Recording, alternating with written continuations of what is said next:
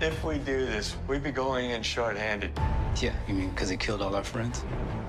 We owe this to everyone who's not in this room to try.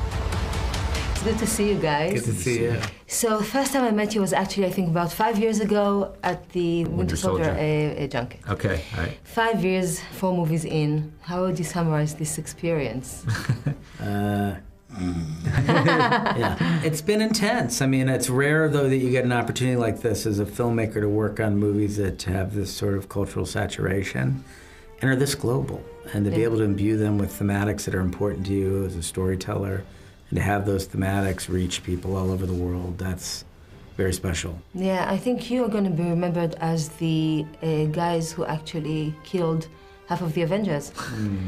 Yeah, I mean, who dared to kill half of the Avengers. So I think daring is the key to making these movies. I think it's a huge part of it. I think that, you know, our job is to surprise audiences. And I think it's to make choices that are compelling and have stakes to them. And, you know, we're just trying to reflect the experiences that we had as kids watching movies in popular culture. Films like Empire Strikes Back that surprised us. Those had the most lasting impact on us. I think that, you know, we just like to reflect reality as much as possible, and sometimes villains win. Who hasn't been to space? You better not throw up on my ship. And fans are looking for clues everywhere. But were you trying to fool a little bit, maybe, the public who's looking? Were you maybe hinting things that are, you know, giving false clues, or to keep people... We're always misdirecting. I mean, I think that, you know, look, we're trying to preserve the integrity of the experience of seeing this movie without having things spoiled, and there are a lot of people out there who don't want things spoiled. Yeah, of course. And I think there's a very fervent, small minority that likes to spoil things. And we're protecting the movie from that group. You must miss the good old days, huh? Wow. Things aren't so bad. Food's a lot better. We used to boil everything. No polio's good. Internet, so helpful. Been reading that a lot, trying to catch up. Cap was the one who actually welcomed you into this world, right?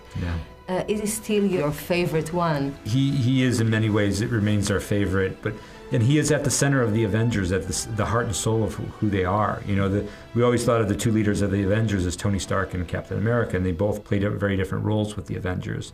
And sort of Cap is the moral center, and because of that, he's always critical to their collective narrative moving forward. I know I said no more surprises, but I was really hoping to pull off one last one. It's a huge roller coaster ride, I bet.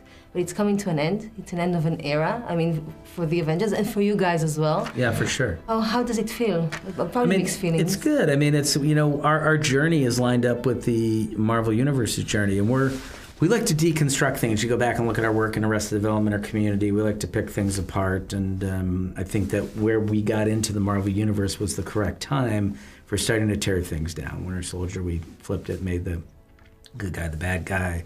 Civil War, we divorced them, and then Infinity War, we killed half of them. So, you know, I think we like making very radical choices that deconstruct.